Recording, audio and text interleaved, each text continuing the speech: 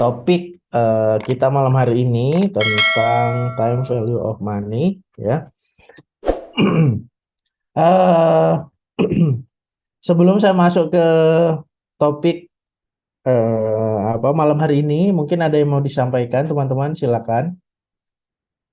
Ada yang mau ditanyakan terkait mungkin rencananya nanti soal UASnya bagaimana, atau mungkin kisi-kisinya yang keluar dari topik apa saja, kan gitu. Boleh, nggak apa-apa ya.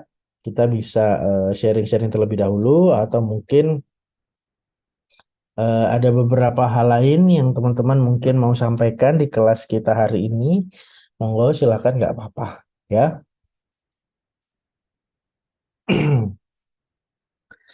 Hari ini banyak yang izin kayaknya ya. Mungkin akhir tahun itu. Jadi banyak pekerjaan-pekerjaan yang harus beres sebelum closingan. Oke, saya coba masuk ke subtopik pembahasan time value of money. Meskipun topik ini nggak terlalu banyak yang akan saya masukkan di soal ujian akhir semester, tapi paling tidak teman-teman punya gambaran tentang time value of money ini, fungsi dan tujuannya ada itu untuk apa aja, ya. Yang pertama yang pasti untuk menghitung bunga yang dihasilkan ketika perusahaan itu menyertakan modal, dan modal itu berasal dari pinjaman, ya, pinjaman di bank ataupun pihak ketiga. Nah, itu dihitung dengan TOM, ya. TOM itu time value of money, ya. Nah, selain perhitungan bunga, nantinya ini akan dibandingkan dengan hasil investasi-investasi yang dilakukan setiap perusahaan, ya. Kalaupun kita sebagai perorangan, ya, kalau kita sebagai perorangan membelanjakan sesuatu, pasti kita pengen ada bea balik modal, ya, atau mungkin ada turnover ketika kita menginvestasikan uang kita untuk alat-alat yang bisa mendatangkan profit, ya. Contoh semisal kalau saya membeli handphone Apple atau mungkin handphone Android, kira-kira harganya kisaran berapa, dan ketika saya membelanjakan handphone saya ini, nanti apakah bisa maksimal untuk mendatangkan profit atau tidak.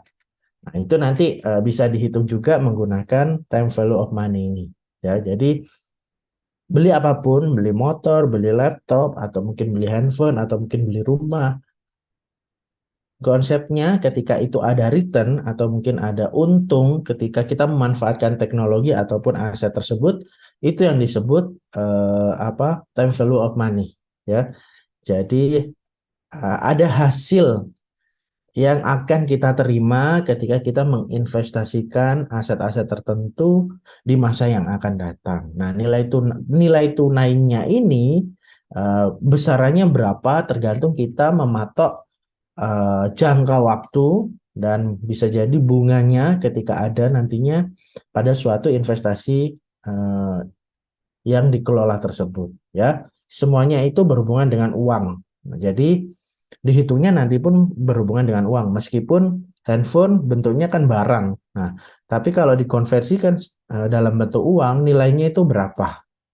Nah, periodenya, waktunya, besarnya, fungsinya, dan segala macam itu dihitung atau dikonversi, termasuk biaya-biayanya, nanti akan kembali ke saya ataupun ke perusahaan ataupun ke diri sendiri, besarannya berapa, ya. Nah, itu yang jadikan konsep pada topik hari ini, ya. Jadi apapun yang akan diinvestasikan pada pada aktivitas apapun, nah ini berhubungan dengan uang, ya. Jadi kalau misal uang itu didiamkan saja di suatu tabungan, nah ada impact-nya atau tidak. Kalau nggak ada, berarti memang uang tersebut tidak memiliki value lebih, ya, di masa yang akan datang, atau nilai lebih di masa yang akan datang. Kalau hanya tabungan saja, berarti ya uang itu stay di situ. Tapi kalau uang tersebut itu dialokasikan untuk kepentingan-kepentingan produktif, nah berarti uang tersebut memiliki nilai, ya. Makanya disebut nilai waktu pada uang, atau time value of money, yang bisa berhubungan dengan investasi, ya. Kalau kita punya properti yang disewakan atau mungkin kita punya motor yang disewakan, berarti ketika kita menginvestasikan uang kita terhadap dua aset tersebut, berarti kan ada nilai yang berbeda dari aset tersebut, ya, bisa berbentuk uang tersebut, ya, yang akan kita terima sebagai bentuk keuntungan atas sewa aset tersebut, ya. Tapi kalau misal kendaraan saya hanya eh, stay di suatu gudang, nggak ngapa-ngapain, nggak kenapa-napa, nggak digerakkan dan segala macam, berarti berarti aset tersebut ya berhenti, nggak nggak nggak bergerak, nggak menghasilkan profit atau nggak menghasilkan nilai, ya, dari aset tersebut yang tidak bergerak atau tidak memiliki value, ya.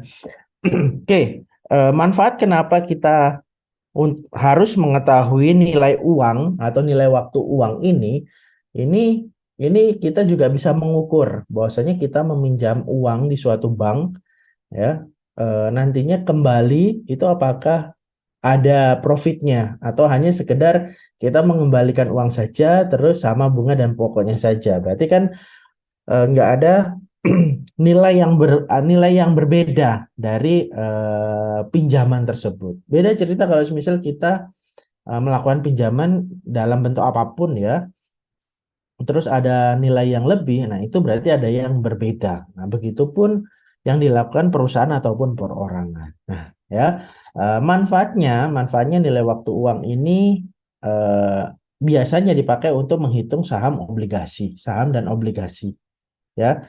Saham dan obligasi ini eh, perhitungannya menggunakan time value of money, ya. Menghitung bagaimana ketika kita punya uang dan diinvestasikan ke suatu saham atau obligasi, kita tahu bahasanya uang itu bergerak untuk apa aset-aset dalam bentuk surat berharga ini, ya. Atau juga kita bisa menghitung perhitungan bunga atau tingkat keuntungan dalam aset-aset tertentu. Kalau kita bergerak di bidang simpan pinjam, berarti kita menghitungnya di sini juga, ya. Perhitungan bunga atau tingkat keuntungan itu kita menghitung di sini juga, ya. Nah, ini apakah ketika kita meminjamkan modal ke suatu nasabah, ya, kita sudah menghitung perhitungan bunganya atau tidak? Apakah hanya menghitung biaya operasionalnya saja? Nah, biaya operasional perusahaan sama bunga sebagai pendapatan perusahaan itu kan sesuatu yang berbeda, ya. Operasional itu bisa berhubungan sama administrasi, ya, beli materai atau mungkin kertas, ya, atau mungkin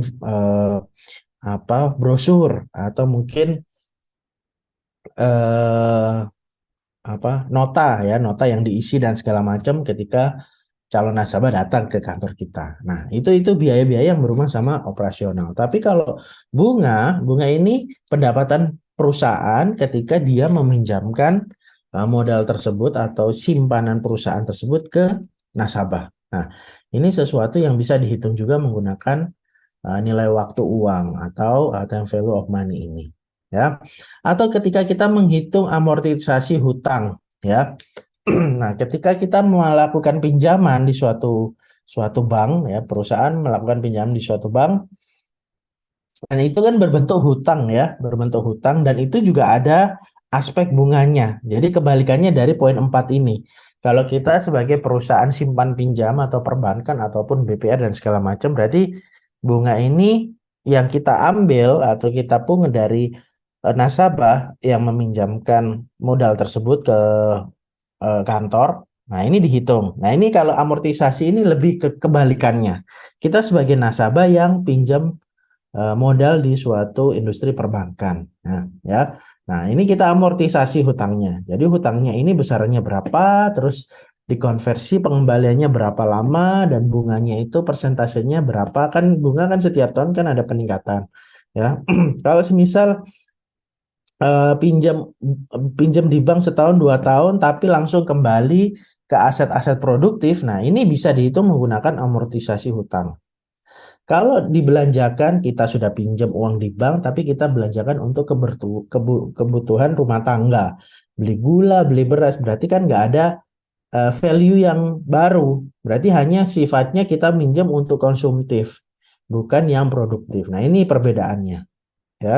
Dan sebenarnya banyak hal lain yang memiliki nilai waktu uang, manfaat dari nilai waktu uang ini selain saham, obligasi atau mungkin perhitungan-perhitungan lainnya. Nah, NPV ini lebih ke metodenya, metode menggunakan nilai saat ini atau mungkin nilai masa yang akan datang, ya. Oke, nah, nah konsep nilai waktu dan uang, nah kita bisa bedakan menjadi dua, nilai yang akan datang atau nilai yang sekarang. Ya, NPV ini nilai sekarang atau nilai saat ini. Ya, berarti nilai uang yang ada di dua metode ini ya kita bedakan dua konsep ya bisa dibilang dua konsep future value ataupun present value ini berhubungan dengan jumlah uang yang ada saat ini dengan jumlah uang yang akan ada di masa yang akan datang. Kalau deposito, obligasi, saham dan segala macam ketika kita setorkan 100.000, apakah nilainya itu sama di setahun kemudian ataupun 2 tahun kemudian? Ya, itu yang membuat perbedaan nilai waktu dari uang. Ya, kita menghitungnya dengan future value. Ya, konsepnya sederhananya seperti itu. Kalau yang present value atau nilai sekarang, nah ini dihitung setiap setiap periode-periode yang akan terjadi itu dihitung hingga termasuk bunganya juga ya kita hitung. Ini perbedaannya di sana. Kalau ini kan nggak berhubungan dengan bunga, tapi berhubungan dengan nilai. Nilai kita menyebutnya nilai majemuk ya atau compound value. Kalau yang ini discounting berarti berhubungan dengan tingkat bunga yang disesuaikan. Kalau semisal setahun bunganya itu naik ya berarti tahun berikutnya pasti akan mengalami kenaikan karena kita tahu banyak faktor kenapa bunga bank itu selalu naik. Apakah karena semua barang yang ada di sekitar kita itu mengalami peningkatan juga secara value, berarti daya daya belanjanya atau daya belinya juga mengalami peningkatan. Nah, konsep nilai waktu uang ini bisa dibedakan menjadi dua ini. Apakah kita menggunakan nilai yang akan datang atau mungkin nilai yang sekarang ya. Jadi semua memiliki peran masing-masing ketika menghitung nilai waktu dari uang tersebut ya. Jadi kalau semisal mungkin teman-teman masih ingat eh, apa apa celoteh saya ya yang beberapa minggu yang lalu dulu tahun 90-an 80-an eh, semua barang-barang murah, minyak tanah murah, terus naik angkot murah dan segala macam segala macam. Semuanya nilainya murah. Tapi semurah-murahnya barang yang kita beli pada tahun-tahun tersebut, tapi juga nggak kebeli juga ya. Yang namanya value itu ya berhubungan dengan itu ya, Mbak. Berarti bukan hanya bunganya, bukan hanya inflasinya, tapi banyak hal yang di-create pada masa itu sehingga mempengaruhi ya minat beli, minat belanja, minat minat tukar ya dari uang tersebut. Nah, tapi kalau keadaan yang sekarang ya, nilai sekarang semahal-mahalnya barang apapun yang ada di sekitar kita, entah itu sepatu, entah itu motor, entah itu mobil, entah apapun, tapi kebeli juga ya, yang katanya inflasi dan segala macam, tapi kebeli juga ya. Handphone seharga motor pun juga kebeli. Nah, berarti kan ini berhubungan dengan nilai sekarang.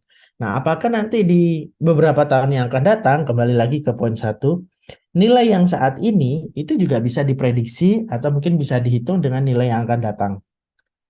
Berarti ya kita beli laptop sekarang harga 10 juta, apakah nilai yang terjadi pada 1-2 tahun yang akan datang, apakah harga laptop itu sama? Nah, eh, tentunya tidak. Tapi kalau aset-aset yang lainnya, aset-aset apa yang mudah dicairkan, khususnya obligasi saham, itu kan terus bergerak. Jadi nilainya akan berubah terus. Nah, kita kita menggunakan konsep itu, ya nilai waktu dari uang, ya. Oke, idealnya perhitungan-perhitungan nilai uang tersebut dari time value of money ini yang paling penting adalah bunga tetap Itu paling paling penting ya. Jadi kalau misal kita melakukan pinjaman di bank, nah kita harus ngecek dulu eh, bunganya bisa dihitung atau tidak ya, baik itu tetap majemuk ataupun yang lainnya ya. Nah, ini poin-poin pentingnya tentang perhitungan nilai dari waktu ya. Nah, saya coba masuk ke satu-satu ya. Perhitungan nilai uang dari waktu. Pertama bunga tetap. Nah, perhitungan bunga ini pada prinsipnya sangat sederhana sekali.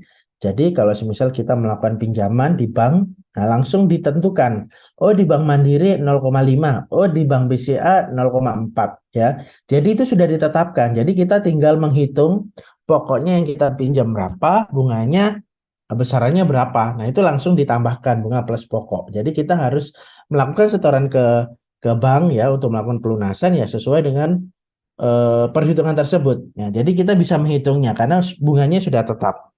Ya.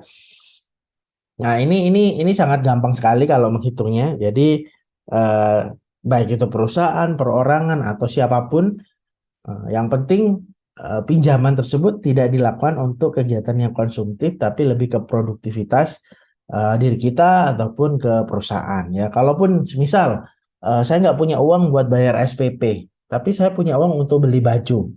Nah, ini kan berarti sesuatu yang berbeda. Tapi saya punya uang buat beli baju, tapi saya tidak punya uang buat bayar SPP. Makanya saya pinjam ke bank. Ya, memang tampaknya produktif, tapi alangkah baiknya belanja baju itu mungkin dialokasikan ke biaya SPP karena kan lebih produktif ya, lebih produktif karena daripada melakukan pinjaman ke bank, nah kita kan dikenakan bunga ya. Oh ya, saya kan bisa bayar setiap bulan misal karena saya bekerja. Nah, itu konsepnya, konsep yang harus. Oke, nggak apa-apa Mbak Sinta, monggo silakan. Nah, itu yang konsep yang harus diperhatikan. Itu bisa aja terjadi di sekitar kita, saudara kita, keluarga kita, atau mungkin diri kita. Nah, ini penting ya.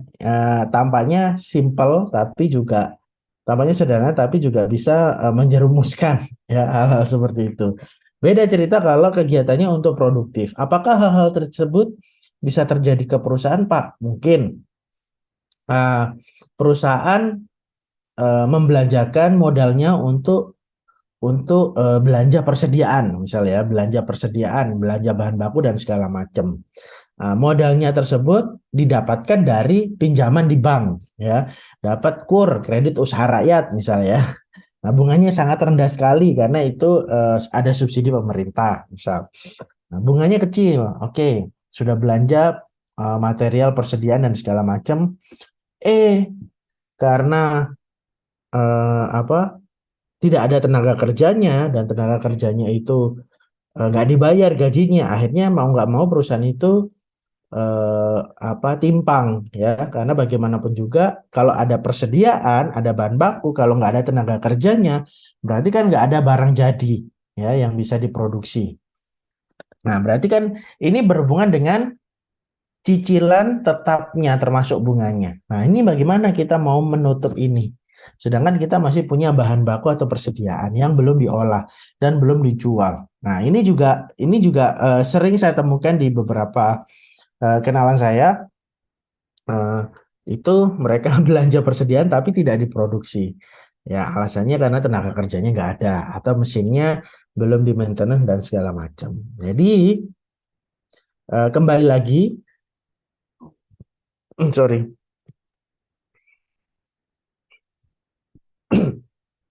Maaf ya, saya izin mau minum dulu.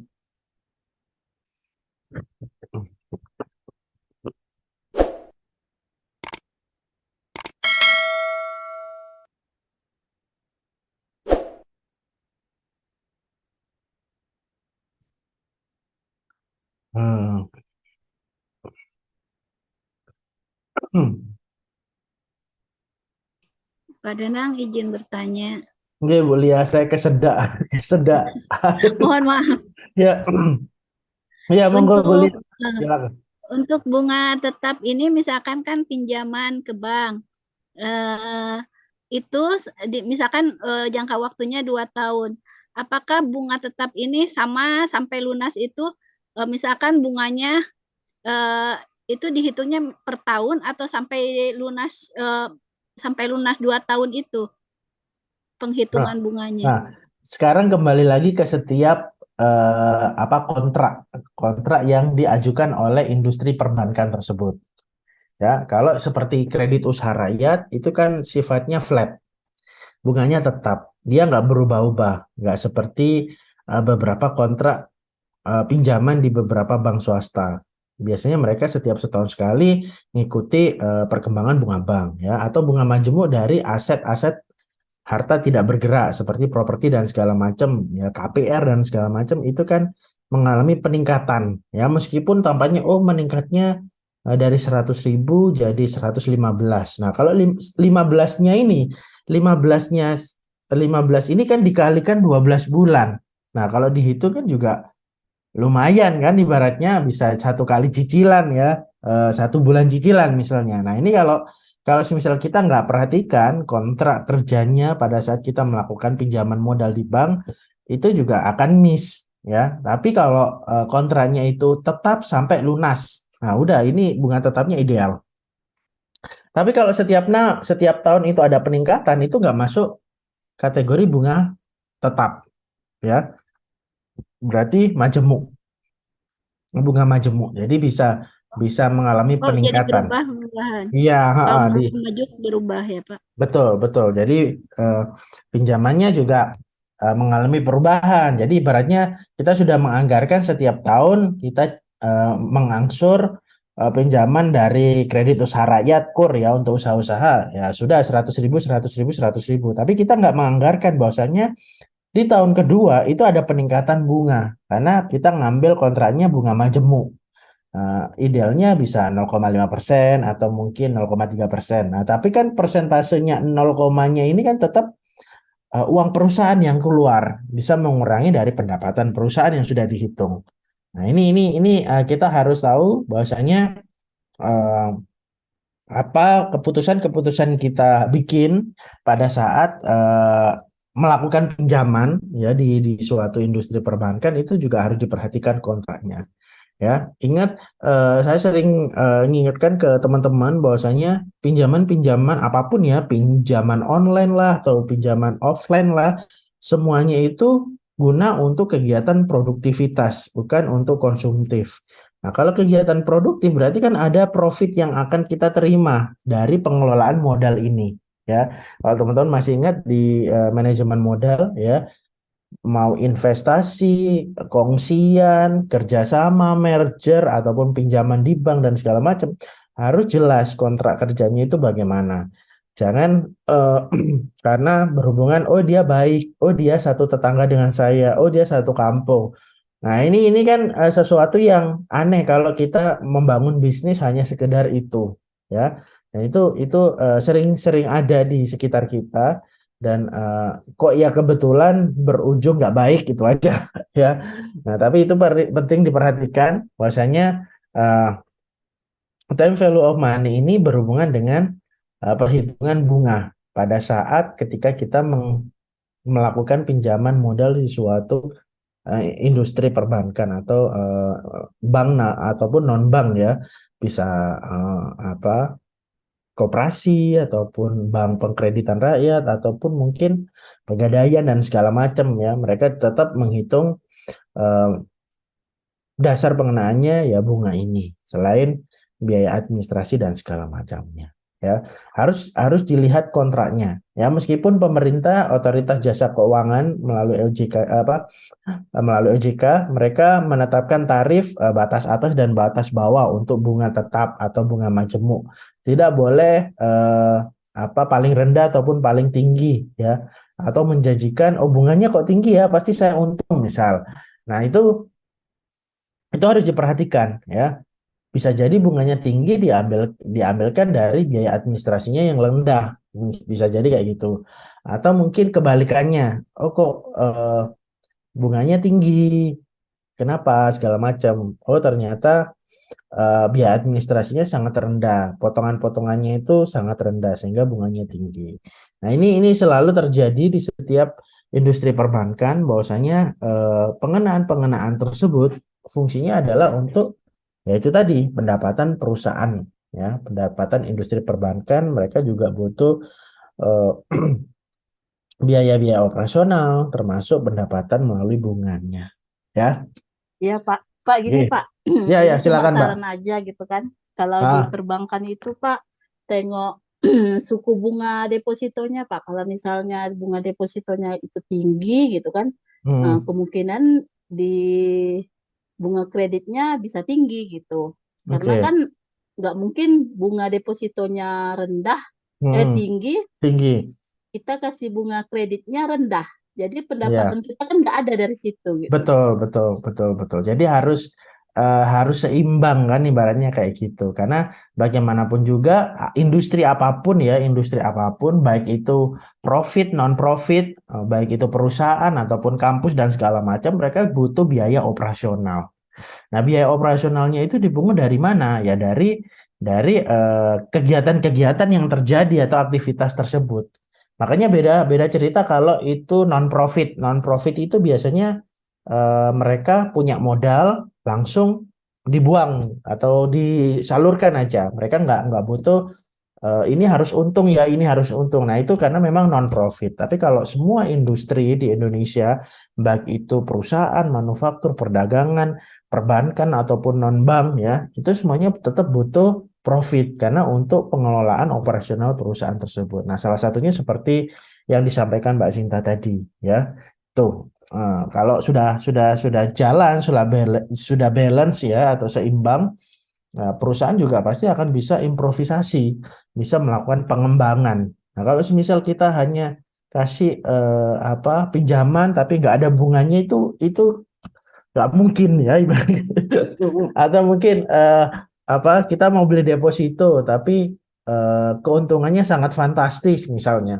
Ya kalau kalau keuntungannya fantastis, nah keuntungannya itu dari mana? Disetorkannya ke nasabah itu dari mana? Tentunya kan ada perhitungan-perhitungan yang harus dibikin dengan benar oleh setiap perusahaan. Ya, jangan sampai ya kejadian-kejadian yang dulu pernah ada itu yang terjadi seperti krisis moneter kedua ya, yang bantuan langsung dari Bank Indonesia atau BLBI kita tahunya, terus langsung disebar ke bank-bank yang katanya mau tutup, ternyata banknya juga sampai sekarang nggak ada. Nah, Nah, ini kan berbentuk bantuan. Nah, apakah eh, kalau bantuan ini kan apakah harus kembali ke yang memberi bantuan? Nah, itu kan pemerintah kan memberikan bantuan. Apakah hanya butuh laporan saja bahwasanya data tersebut benar-benar nyampe ke ke orang yang membutuhkan? Karena bagaimanapun juga dana-dana BLB ini kan juga nggak tahu larinya kemana.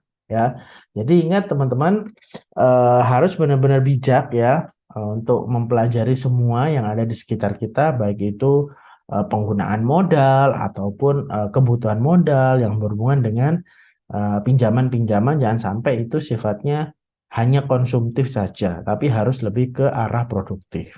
Ya, oke. Terima kasih Bu Lia sama Mbak Sinta. Yang lainnya mungkin mau menambahkan, monggo. Topiknya menarik loh, nilai uang di masa yang akan datang. Ya, jadi tentunya teman-teman juga akan memiliki persepsi yang berbeda ya pada saat sebelum kuliah terus akhirnya kuliah ke semester satu ke semester 2 ke semester 3 pastinya kan ada sesuatu yang dirasa oh kok beda ya cara berpikir saya beda cara pengambilan keputusan yang saya miliki sekarang lebih berbeda lagi ya itu tadi ya karena suatu nilai yang selama ini selama berapa semester ya 3 semester ya kita tambah terus informasinya kita eh, kasih asupan-asupan ilmu-ilmu itu ya makanya apapun perusahaan pun juga butuh perusahaan pun juga butuh apapun industrinya semua butuh ya oke itu bunga tetap oke kalau bunga hmm, perhitungannya kayak gini ya. Selamat, tapi meskipun ini nggak keluar di ujian semester, tapi teman-teman tetap belajar ya cara menghitungnya bagaimana. Ya, ya, karena ini sudah Ya, ada, ya ini sudah ada contohnya. coba teman-teman nanti pakai cara menghitung apa saja ya. Semisal kita mau melakukan pinjaman apapun untuk saya mau pinjam uang 100 juta. Karena apa? Saya mau bikin usaha kecil-kecilan. Ya, saya petakan biaya operasionalnya berapa, terus belanja bahan baku berapa, terus 6 bulan berturut-turut saya harus punya dana fresh ya. Jadi uang 100 juta itu nggak dibelanjakan semuanya modalnya, tapi diambil cicilan 6 bulan ya. Cicilan 6 bulan ini saya ambil berarti 100 juta, semisal cicilannya 1 jutaan, berarti saya ambil 6 juta untuk spare 6 bulan cicilan. Ya, sisanya saya belanjakan biaya operasional dan segala macam. Nah, ini yang kadang jarang terpikirkan oleh beberapa orang. Mereka dapat pinjaman 100 juta ya sudah langsung dipakai untuk belanja. Mereka nggak memikirkan bahwasannya ya, kejadian seperti belanja persediaan, ternyata karyawannya nggak ada. Berarti persediaannya ngendon, nggak ke produk, nggak jadi barang, nggak bisa dijual dan segala macam. Tapi oke, nggak apa-apa, monggo. Tapi cicilan pertama, kedua, ya cicilan pertama, kedua, ketiga, keempat, kelima, keenam kan nggak kehitung. Makanya melalui bunga tetap ini. Oke, nggak apa-apa. Monggo hati-hati di jalan, Mbak Devi. Ya.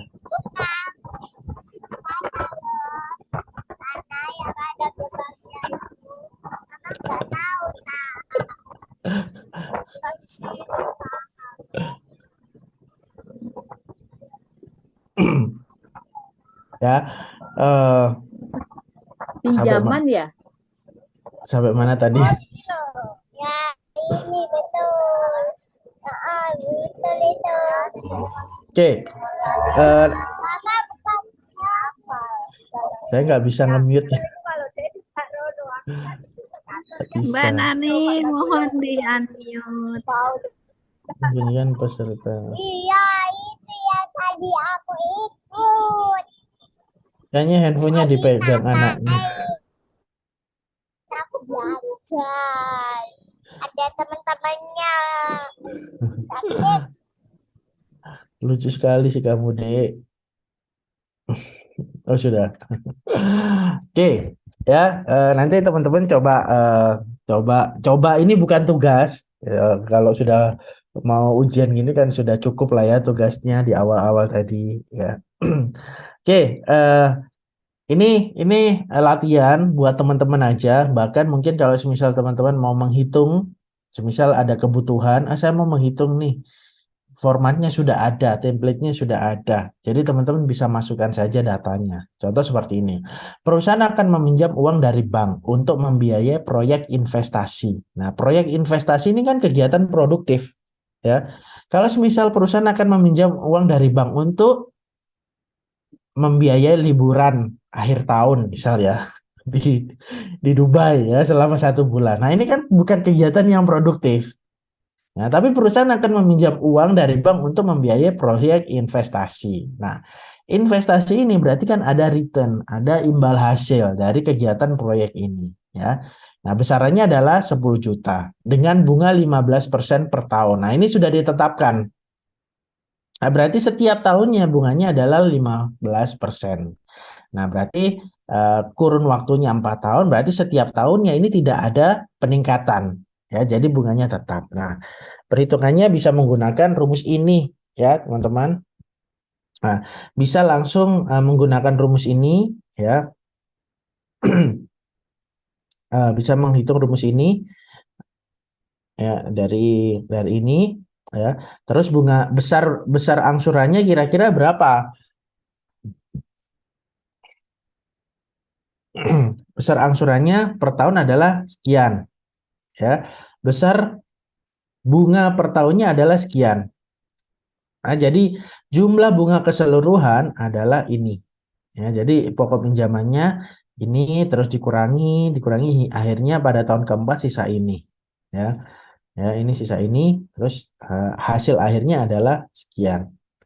Nah, ini kalau semisal teman-teman mau menghitung bunga yang harus dibayar itu kira-kira tabelnya seperti ini. Menggunakan dasar perumusannya adalah ini.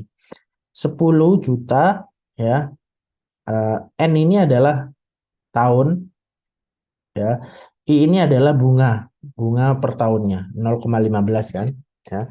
Dan di rumus bunga tetap pada time value of money itu selalu menyematkan angka 1 ya, dianggap ini sebagai nilai konstan ya, nilai angka konstan. Jadi lebih ke arah angka stabil ya. Jadi tidak terpengaruh apapun ya. Nah, jadi sebenarnya dari total secara keseluruhan ya, bunga tetap yang dibebankan ke perusahaan selain dapat pokok termasuk bunganya adalah di angka sekian. Berarti ini adalah bunga plus pokok. Ya, ini bunga plus pokok. Jadi Untuk 4 tahun itu ya, Pak? iya, untuk 4 tahun itu adalah ini. Jadi 10 juta ini yang dipakai untuk investasi, bunganya adalah 6 juta. Ya, selama 4 tahun. Nih, kali 4. Ya, ini cara menghitungnya secara sederhana seperti itu. Nah, setelah itu mau dialokasikan setiap bulannya ya tergantung kita mau siapkan besaran angsurannya berapa setiap tahunnya. Nah, ini porsinya kita yang tahu ya. Nah, kalau bunga besarannya ya sekian ya dari ini. Pak, bunganya itu dalam jenisnya jenis flat atau flat efektif, Pak?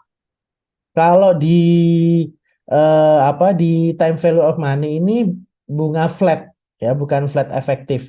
Flat efektif itu Tas ya? saya bisa masukkan kategorinya ke majemuk. Oh iya iya, oke. Iya, lebih ke arah ke majemuk. Tapi kalau ini flat, jadi nggak ada perubahan apapun selama jangka waktu 4 tahun ini. Kalau semisal ternyata tiba-tiba perusahaan yang memberikan pinjaman ke industri ke perusahaan ini ya, ini kan misal pinjam uangnya di bank, ternyata banknya ini mengalami kebangkrutan ya, mungkin di setahun 2 tahun itu mengalami penurunan kualitas, kinerjanya menurun dan segala macam. Nah, tapi kan nggak akan mempengaruhi dari kontrak ini karena ini sudah flat. Nah, ini Berarti bunga sama pokok sama ya, Pak? iya bunga dan pokoknya sama. Jadi flat. Jadi nggak terdampak apapun. Nah, tapi kalau semisal bunga majemuk setelah ini kita pelajari ya, bunga majemuk ini kan bisa terdampak oleh mungkin kenaikan suku bunga bank atau mungkin perubahan kurs mata uang atau mungkin nilai harga minyak lagi turun-turunnya atau harga emas lagi turun-turunnya. Nah, ini banyak faktor kalau bunga majemuk itu bisa mengalami peningkatan atau penurunan itu bisa banyak faktor. Nah, intinya di kontraknya itu harus disematkan bahwasanya bunga majemuk ini disepakati atas dasar apa saja ya. Nah, tapi jarang bunga majemuk itu kalau untuk setahun, 2 tahun, 4 tahun itu jarang. Kecuali kalau nilai pinjamannya bisa puluhan tahun ya, itu beda cerita ya. Siapa yang bisa melakukan pinjaman puluhan tahun ya, perusahaan-perusahaan besar seperti Sampurna misalnya. Sampurna meskipun eh, secara profit sangat banyak ya, tapi bisa jadi mereka melakukan pinjaman. Nah, pinjaman dasarnya dari mana? Ya mungkin pinjam dari hubungan istimewa ya. Tapi hubungan istimewa ini selalu ada opsi yang mendasarinya. Kenapa kok Sampurna pinjam ke Bank Sampurna misalnya? PT Sampurna Manufaktur melakukan pinjaman uang ke Bank Sampurna. Ini kan berarti kan hubungan istimewa. Bisa jadi anak perusahaan dan induk itu melakukan transaksional menyepakati bunga majemuk karena satu dan lain hal ya. Tapi kalau di perusahaan-perusahaan yang umum ya, perusahaan-perusahaan yang umum yang mereka melakukan pinjaman ke bank ya, jangka waktunya yang nggak lama-lama ya, nggak lebih dari 10 tahun. 5 tahun ya, 5 tahun. Kalau 10 tahun itu pasti dikenakan majemuk ya, karena banyak faktor bisa ya kayak seperti sekarang ini ya, eh, apa tarif bea cukai mengalami peningkatan, barang masuk dari luar negeri ke Indonesia itu juga harganya mengalami peningkatan, begitupun sebaliknya. Itu kan mempengaruhi dasar perubahan bunga setiap tahunnya. Nah, itu tergantung kesepakatan antara siapa ya. Tapi kalau dari kita harus menghitung terlebih dahulu sebelum kita datang ke bank. melakukan pinjaman. Kita sebagai ibaratnya mewakili perusahaan, menghitung kemampuan perusahaan besarannya berapa. Terus kalau misal kita ke bank A, bank B, bank C, nah meskipun selisihnya 0,0, kan lumayan, biasanya kan kayak gitu. Ya. Nah ini kalau misal kontraknya itu flat, ya udah langsung kita ambil. Ini kalau bunga tetap ini sebenarnya nggak terlalu itu ya, nggak terlalu susah untuk mencari tahunya karena memang hampir semuanya orang pasti menghitungnya ya, hampir semua orang itu menghitung. Hanya saja beda setiap orang itu beda besaran kemampuan angsuran setiap bulannya. Nah, makanya saya sering bilang ke beberapa kenalan saya termasuk teman-teman, kalau misal melakukan pinjaman di bank, pastikan itu untuk kegiatan produktif. Itu pertama. Kedua, dari total pinjaman tersebut, teman-teman harus hitung terlebih dahulu tabel seperti ini. Dan siapkan 6 bulan cicilan, ya 6 bulan cicilan dari pinjaman modal tersebut yang dilakukan di bank. Karena Pak apa? Dana, Ya, ini kan berarti yang ini kan ada tabel tadi yang di bawah tuh. mm, Pokok pinjamannya kan 10 juta. mm, Besarnya angsuran per tahun itu 2.500.000. Berarti 2.500.000 ini dibagi 12. Berarti satu bulannya sekitar 208 ribuan gitu ya Pak ya. ya, kalau misal mau nyarinya bulanan. Oh gitu. Nah, kalau bulanan bisa kayak gitu. Ya, kalau mau nyari bulanan bisa kayak gitu. Oke Pak. Oke, ya. Jadi teman-teman atau siapapun harus menyiapkan 6 bulan cicilan ya. 6 bulan cicilan ini karena kalau ke bank kan eh, hampir semua perusahaan nggak ada yang bayarnya langsung setahun, nggak ada. Rata-rata bulanan karena memang melihat kemampuan operasional yang mereka mereka eh, terjadi di setiap aktivitas operasionalnya. Nah, itu makanya mereka bikinnya bulanan. Nah, kalau sudah muncul dari setahun ini langsung breakdown ke bulanan. Nah, bulanannya ini kira-kira saya bisa menghasilkan barang maupun jasa, terus saya jual sehingga mendatangkan pendapatan di perusahaan. Nah, pendapatan ini akan saya ambil misalnya ya, atau omsetnya ini saya akan ambil untuk melakukan cicilan ini, ya, cicilan bunga dan pokoknya ini. Nah, kalau semisal 6 bulan itu konstan atau stabil, ada aktivitas terus, jadi kemampuan perusahaan ya bisa aja nyimpan, bisa aja melakukan angsuran. Tapi kalau bikin usaha, khususnya usaha baru, tapi perusahaan itu belum menghasilkan profit, nah perusahaan kan harus tetap melakukan pembayaran ke bank. Nah, makanya idealnya itu setengah tahun itu kita harus nyiapin modal untuk melakukan angsuran cicilan tersebut. Ya idealnya sih seperti itu. Bahkan ada yang setahun sudah nyiapin ya. Kalau misal pinjam 5 tahun kontrak, tapi setahun itu sudah disiapin ini saya cicil setiap bulannya. Dananya sudah ada biar auto debit misalnya kayak gitu. Itu juga ada ya.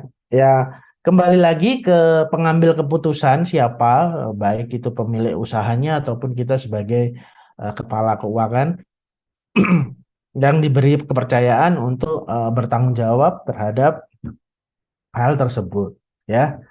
Oke. Pak Danang, kalau Ya, ya. KPR itu string flag efektif ya Pak ya? Iya, majemuk itu saya masukin kategorinya majemuk karena itu kan aset tetap ya, aset tetap. Jadi produktivitasnya itu kan nggak seperti mesin produksi atau mungkin manufaktur yang memiliki mesin produksi untuk menghasilkan barang. Kalau properti itu kan kenapa flag efektif atau masuk kategori majemuk? Karena bisa aja saya punya rumah, saya KPR-kan jangkanya panjang sekali. Nah, kalau semisal menggunakan bunga flat, itu sebenarnya yang menguntungkan adalah dari sisi yang peminjam. Yang nasabahnya ya Pak? Nasabahnya yang mengalami kerugian adalah ya yang memberikan pinjaman atau industri perbankannya. Karena mereka pasti akan mengalami peningkatan biaya operasional, biaya gaji naik, listrik naik, ya kan? Nah, itu diambilnya dari mana ya? Dari bunga majemuk ini. Iya. Jadi kalau 1 tahun mengalami peningkatan 0,5%, ya meningkat. Karena biaya operasionalnya perusahaan juga meningkat, jadi diambilnya di situ. Ya, memang eh, yang sering terjadi itu lebih banyak di KPR. Karena KPR sendiri kan rumah itu ditinggali, ya rumah itu ditinggali bukan untuk disewakan, ya orang kalau misal beli rumah kan pastinya untuk ditinggali. Beda kalau memang bisnis properti, ya misal bisnis properti adalah seperti ini, saya punya uang 100 juta, saya belikan tanah sekian, terus saya bangun kos-kosan. Nah ini kan produktif, memang properti tersebut sengaja untuk dijadikan kegiatan yang menghasilkan profit, ada imbal hasilnya, karena memang bangunan tersebut dibangun untuk disewakan. Nah, bukan untuk ditinggali, tapi memang disewakan. Nah, ini beda. Properti-properti itu yang memang untuk ditinggali, itu memang kecenderungan bunga majemuk atau flat, apa istilahnya tadi, flat efektif ya. Nah, tapi kalau untuk kos-kosan atau mungkin hotel ya, hotel, ya, ya hotel itu kecenderungan mereka majemuk. Nah, hotel pun sendiri mereka beli tanah terus bangun gedung dan segala macam, itu mereka juga taruhlah sebagai proyek investasi, ya proyek investasi. Nah proyek investasi, tapi kalau pinjamannya itu 10 tahun lebih, itu pasti ruginya di perbankan, karena nggak majemuk, dia flat. Itu tadi kalau kalau hotelnya okupansinya itu lagi naik, ya banyak orang yang bermalam di situ, ya untung terus. Nah, kalau industri perbankan kan yang penting kamu harus tetap bayar cicilan. Hotelmu sepi ataupun rame ya itu di luar, ya itu di luar. Makanya kalau misal di daerah saya, di daerah saya itu kan banyak perkebunan, perkebunan kopi, cengkeh, buah naga, jeruk, atau industri pertanian seperti padi, cabai. Nah, mereka kan bukan industri produktif seperti manufaktur yang setiap bulan ada penghasilan. Kalau mereka berdasarkan musim tanam, musim panen. Nah, pada saat musim panen bisa jadi panennya gagal. Nah, ini juga ada opsi-opsi yang tertuang di kontrak pinjaman yang dilakukan oleh koperasi atau BPR tersebut ke nasabahnya, karena memang sistemnya sistem berdasarkan panen ya. Itu kalau di daerah-daerah seringnya seperti itu. Atau kalau di tempatnya Mbak Sinta saya nggak tahu itu apakah ada apa enggak. Mungkin untuk nelayan-nelayan ya kali ya, lagi banyak yang melaut, lagi untung hasil melautnya banyak. Nah, tapi kalau di daerah saya yang kebanyakan di pertanian perkebunan, mereka memang butuh modal untuk beli obat-obatan, vitamin atau apapun ya untuk kebutuhan pertanian. Nah, di dalam kontraknya itu tertuang bahwasanya pelunasannya itu berdasarkan musim panen. Ya, mereka tetap akan cicil atau angsur setiap bulannya, tapi berdasarkan kemampuan yang disepakati oleh si nasabah dengan pemberi pinjaman tersebut. Ya, itu lebih ke majemuk sih kalau saya, karena di periode Iya, karena tertentu, resikonya tinggi, Pak, kalau nggak betul, pakai itu. iya resikonya tinggi, memang benar ya. Oke, teman-teman pun kalau misal mau menghitung di industrinya sendiri, oh saya punya perkebunan misalnya, modalnya nggak ada karena itu tanah warisan misalnya di kebun ya berapa hektar, nggak ada modal untuk mengolah ya. Nah, bisa diolah oleh pihak ketiga. Ya, pihak ketiga yang melakukan pinjaman misalnya ya. Jadi baratnya nyewa ke si pemilik tanah tersebut, dikelola sehingga jadi barang atau tanaman apapun ya yang memiliki value sehingga menghasilkan profit. Nah, itu kontraknya pasti berdasarkan musim panen ya. Jadi setiap daerah memiliki culture masing-masing sehingga kalau misal bunga majemuk, bunga tetap itu harus dijadikan opsi. Kalau semuanya pakai bunga tetap ya pasti ada kerugian dan keuntungan dari satu pihaknya. Nah, tapi kalau bunga majemuk ibaratnya kayak ya sama-sama untung. Kalau misal sama-sama rugi ya sudah kita sama-sama rugi kan kayak gitu. Tapi kalau ya ini konsep-konsep yang mungkin beberapa orang menganggap apa ya kategori eh, apa bunga bank itu riba ya. Kembali lagi apapun opsi yang ada di sekitar kita yang berhubungan dengan bunga bank tersebut yang dianggap riba, semua itu dilihat dari sisi positif dan negatifnya. Ya, jadi kalau positifnya adalah apapun kalau itu untuk kegiatan yang produktif, ya pasti sisinya akan positif. Ya, hanya saja akadnya saja. Ya, kalau misal akadnya itu dirasa memberatkan dari satu pihak, misal nasabahnya nih memberatkan, ya itu masuk kategori riba. Tapi kalau tidak menetapkan bunga majemuk, kok nasabahnya untung terus, sehingga banknya ini mengalami kerugian, operasionalnya naik. Nah, ini kan berarti kan kategori dirugikan dari sisi sisi peminjam. Ya, itu kan sama aja riba kan kayak gitu. Jadi harus melihat dari sisi yang berbeda supaya kita juga punya gambaran, pemahaman, pencerahan atau wawasan yang bisa kita praktekkan ke kehidupan kita sehari-hari. Nah, ini yang penting untuk dimengerti ya. Oke, kembali lagi kalau itu untuk kegiatan produktif ya, hitung dengan baik-baik. Tapi kalau untuk konsumtif mending nggak usah ya. Kalau pengen sesuatu ya nabung aja, baru dibelanjakan nanti hasilnya bagaimana ya nggak apa-apa ya. Pokoknya harus benar-benar untuk kegiatan produktif.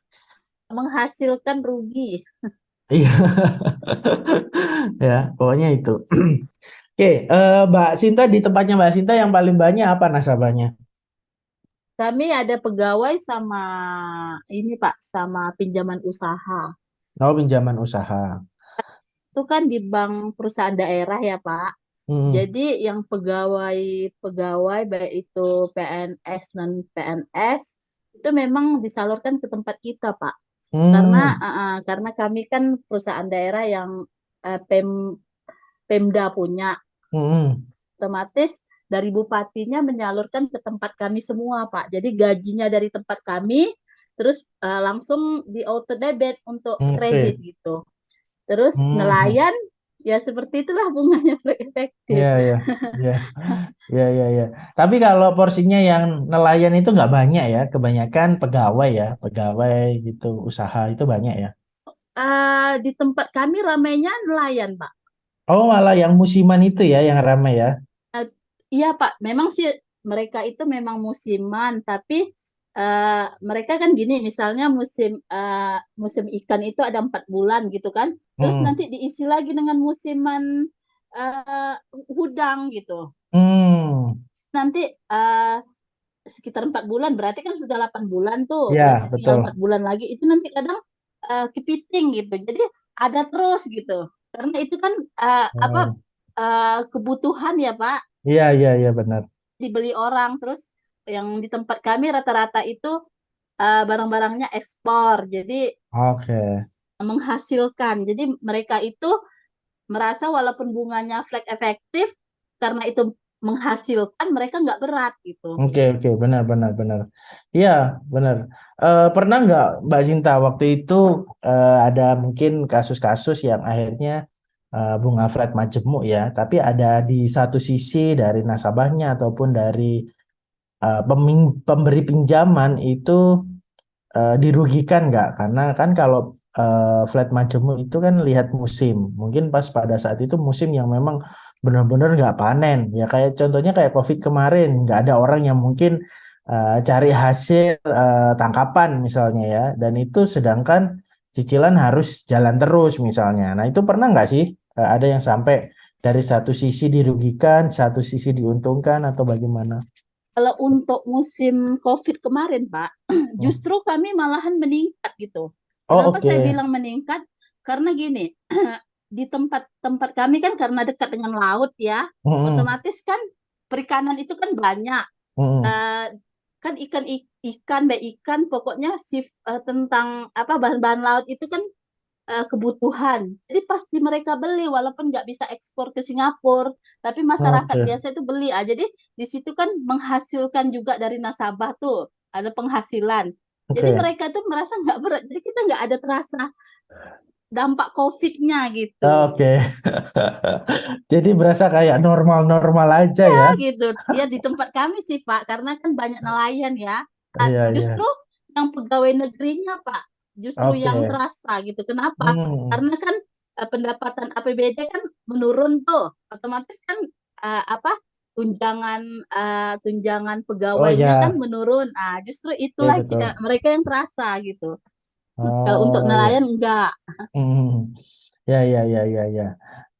Ya itu ya plus minusnya ya. Jadi ketika apa mungkin kalau kalau di kalau yang sistem musiman itu nggak pernah ada yang ibaratnya Ada ada Pak, ada terus gini ya. Nah, resikonya resikonya paling-paling gini, jaringnya itu putus gitu kan, habis itu atau dicuri gitu, atau dikerat orang malam-malam kan orang itu kan jaringnya malam tuh gitu oke kan. betul. Nah, terus malam kan kita mungkin nggak tahu lah kayak mana orang tuh ngambil, dari situ putus gitu, berarti kan Hmm, nggak bisa mendapatkan penghasilan gitu. iya iya.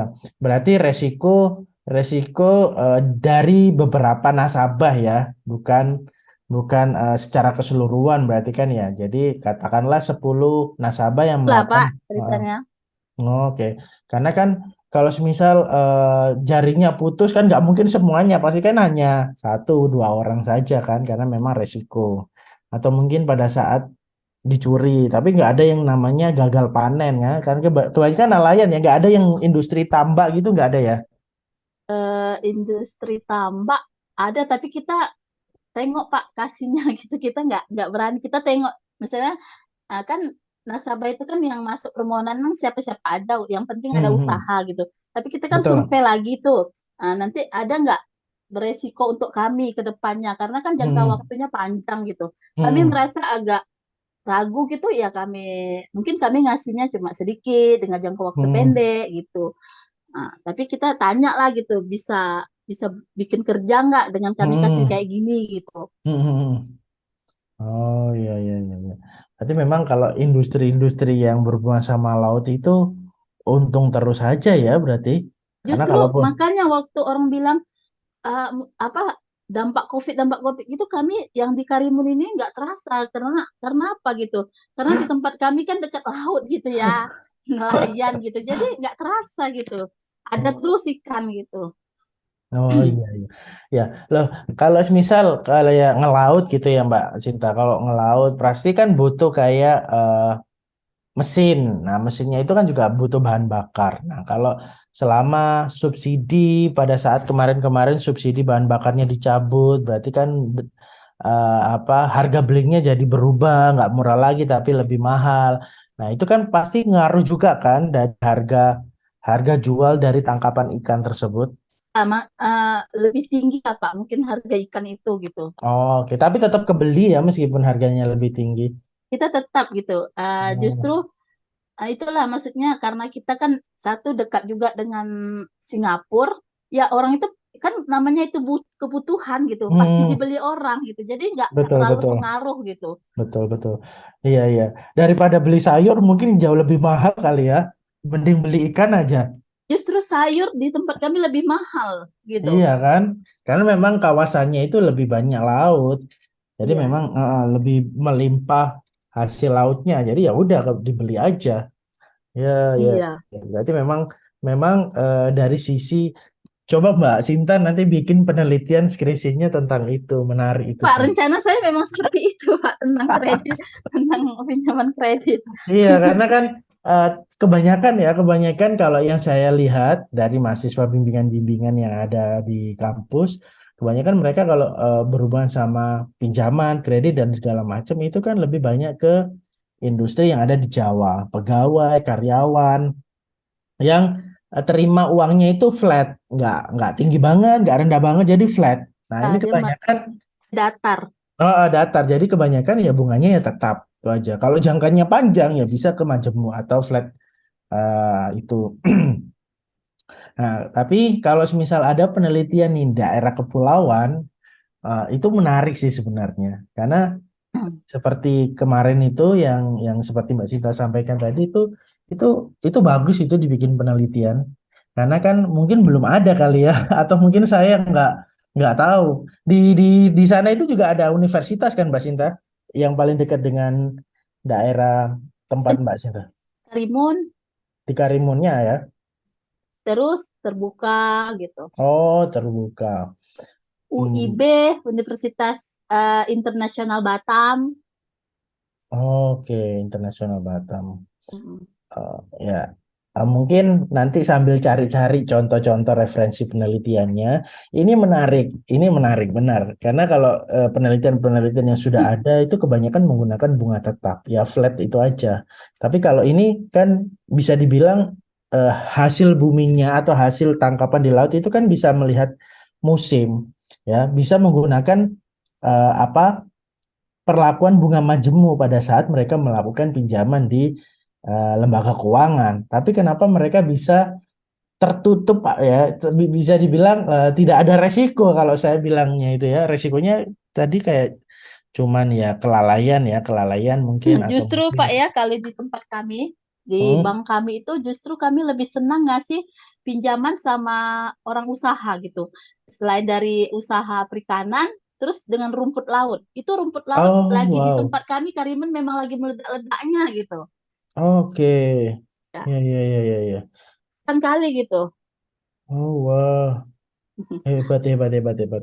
Kalau di tempat saya itu nggak ada, paling daerah itu ya Banyuwangi Muncar itu aja. Muncar itu langsung diambil oleh perusahaan-perusahaan sarden. Di Banyuwangi kan banyak kan perusahaan-perusahaan sarden. Terus mereka dapat ikannya ya dari nelayan-nelayan yang bukan nelayan-nelayan apa ya, kapal kecil. Kebanyakan nelayan-nelayan yang menggunakan kapal-kapal besar yang dari laut-laut Iya, Pak. atas. Benar. Nah, Kalau ini tempat kami Pak, maksudnya tempat nelayannya tergantung ininya orangnya. Ada yang dari mulai sampan kayak perahu gitu, mm, sampailah ke kapal besar gitu. Semuanya ada gitu. Jadi makanya kami tuh rasanya kalau kasih pinjaman sama mereka itu apa mm, pendapatan kami tuh banyak gitu daripada mm. pinjaman pegawai gitu. Iya iya iya betul pasti itu. Karena kan secara modal mereka nggak perlu bikin bangunan, nggak perlu beli tanah kan. Mereka investnya ya di kapal. Mereka harus punya Sama kapal, ya kan? mereka kaya-kaya malahan Iya, deposito mereka tinggi-tinggi oh, iya kan hasilkan makanya. ikan kan. Oh, iya. Heeh. Tapi kalau ikannya itu larinya ke Singapura langsung ya, berarti diolah Ke di Malaysia, Singapura. Thailand, Oh, berarti mereka ngambil ikan langsung disuplai ke sana karena lebih dekat kan? iya, Iya iya kan iya. Iya. tenggiri rata-rata Pak. Oh wow. Kalau di tempat saya di Banyuwangi itu ikan sarden itu Oh banyak. iya, Berarti Bapak ke Banyuwangi juga, Pak. ini suara siapa? Desi. Oh Mbak Desi. Desi, Pak. Loh iya, saya Iya. lahir dan Kebetulan saya besar. juga di perikanan Banyuwangi. Oh Mbak Desi di Banyuwangi. Iya, di Muncar saya, Pak. Oh iya iya iya iya. Asli sana. Asli. Asli. Oh, saya asli eh, Sama Mbak stasiun. Desi. Iya, saya nggak tahu kalau Mbak Desi ini orang Banyuwangi. Saya itu stasiun Temuguru. Makanya saya bilang sama Mbak Desi, Oh, kalau saya ke sana, ke Bali, kita Oh iya jalan-jalan iya dong, iya Mbak. iya iya. Enak enak enak enak enak kalau kalau di Bali ya. Nanti tak susul deh di Bali. Saya suka di Bali. Iya. Iya iya iya. Pokoknya saya itu di stasiun Temuguru jalan kaki, stasiun kereta api ya, stasiun Temuguru jalan kaki itu cuma 100 meter. Makanya kalau pulang deket itu berarti, Pak. dekat sekali. Makanya kalau pulang saya senang naik Asli kereta Genteng api. ya, Pak ya? Ya asli sana. Cuman 2013 pindah Surabaya. Oh, 2013 pindah saya Surabaya. asli Muncar. Iya, saudara saya itu banyak yang kerja di sana. Di mana? Eh di Muncar. Pokoknya dulu kalau pas Idul Fitri itu mereka itu sering bawa sarden-sarden yang nggak ada kemasannya. Jadi Iya, putihan banyak gitu. sekali di sini, Itu Pak. wah itu Iya, kayak itu oleh-oleh ya. dapat THR-an dari pabrik-pabrik itu pasti. Kalau ikan Oh, Iya. sarden di sana berapa Pak 1 kilo? nggak tahu Mbak Desi. Berapa Enggak, Mbak? hitungannya enggak kiloan, Bu. Jadi dia kalengan per kaleng itu ada size-nya. Oh Yang Oh, gitu. 155 Itu saya 155 itu isi 50 kaleng sekitar 390-an. Satu 390 kaleng. satu kaleng. Iya, satu kardus itu. Satu kardus isi berapa kaleng? 50 kaleng itu, Pak. Yang lebih kecil ada nggak? Yang lebih kecil di bawahnya 155 itu apa ya? Berapa ya? Kurang paham saya kalau Soalnya kan, masalah eh, ikan dalam kaleng itu. soalnya kan kalau pulang dari Banyuwangi kan seringnya orang-orang bawa oleh-oleh, kalau nggak itu apa, kue-kue Ikannya itu ya. kering atau gimana itu? Sarden Mbak Sinta, ikan sarden Ada itu gitu ya? yang sudah ada bumbunya, bumbu tomat atau apa, yang tinggal dicampur sama apa gitu. Tapi enak loh. Iya, Nggak tahu. siap. Eh, Din. sesekali kayaknya harus pulang beli itu buat orang-orang di Surabaya kali ya. Kalau Mbak, pulang kabar-kabar aja, Pak, nanti, Pak. loh, saya itu minggu lalu sempat kunjungan di Banyuwangi, bukan pulang kampung ya, tapi ada kerjaan. Ada salah satu bengkel dan dealer VR di Banyuwangi Kota itu minta dibantu accounting sama finance-nya. Jadi 3 hari atau 4 hari saya itu stay di situ. Tapi memang nggak bisa liburan karena kan kunjungan kerja. Kalau pas benar-benar liburan saya nggak tahu ya, pulang ke Banyuwangi pas libur itu belum pernah. Pasti ke Banyuwangi ada urusan pekerjaan. Kayak kemarin yang di mana di Ketapang itu eh, pabrik sarden juga, apa sih, Di apa tim, Pak? tim ya, Tuna aneka tuna. ya itu sempat kunjungan ke sana. Jadi ya benar-benar urusan pekerjaan bukan liburan. Belum, nggak tahu belum tahu kapan kalau mau pulang kampung. Nanti pasti dikabari kok. Saudara saya banyak yang di Muncar. Banyak dimencari ya. Iya, banyak di Muncar, di Paras Tembok kalau nggak salah itu namanya. Oh, di tembok dekat Iya. rumah itu, Pak. Oh, iya itu. Terus teman-teman SMA saya itu banyak dari anak Muncar sana.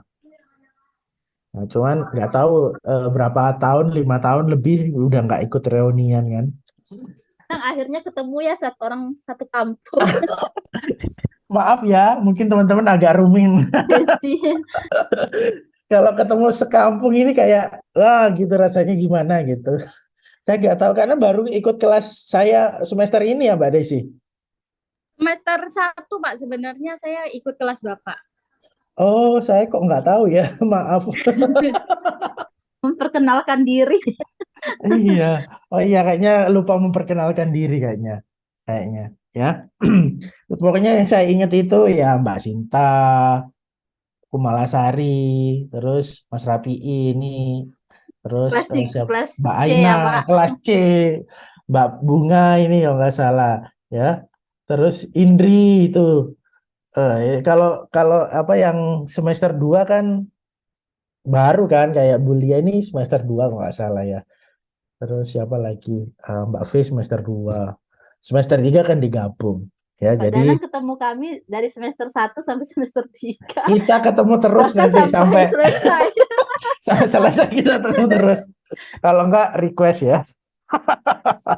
Nah, Mbak Aina, Pak. Mbak Aina. Oh ya. Oke. Apa? Oh ya, Mbak Ina sibuk cari uang terus kayaknya. Ya. Teman-teman ini kayaknya saya sudah selesai. Jadi karena kebanyakan saya ngobrol ya, reunian ini. Jadi mohon maaf, saya nggak bisa lanjut untuk bahas topik yang kedua. Kalau nggak salah itu budgeting ya. Nah, tapi paling tidak ada gambaran tentang time value of money ini membahas tentang apa saja. Nah, selain bunga tetap, bunga majemuk, NPV, ya, nilai uang saat ini hingga nilai uang masa yang akan datang. Jadi sebenarnya banyak nilai uang itu bisa dihitung, diukur itu dengan banyak metode atau menggunakan konsep apapun itu bisa. Tapi paling tidak saya selalu berpesan buat teman-teman, ingat nilai uang itu harus memiliki value melalui produktivitasnya. Tapi kalau hanya sekedar untuk kegiatan konsumtif, berarti nilai uang itu tidak berjalan sebagaimana mestinya. Ya, itu dari saya teman-teman. tetap jaga kesehatan. Kita ketemu lagi minggu depan, meskipun tinggal 3 kali pertemuan ya, minggu depan sama minggu depannya lagi ya. Jangan sungkan-sungkan kalau mau sharing-sharing sama saya, meskipun sudah nggak online, teman-teman boleh sharing-sharing sama saya via WhatsApp ataupun mungkin mau telepon boleh, video call juga boleh. Pak, ada soal nomor 345 ini jawabannya apa? Boleh? Ya. Oke, kira-kira itu teman-teman. Terima kasih. Selamat malam. Wassalamualaikum warahmatullahi wabarakatuh. Terima kasih. Waalaikumsalam warahmatullahi wabarakatuh. Terima kasih, Pak. Terima kasih, Pak.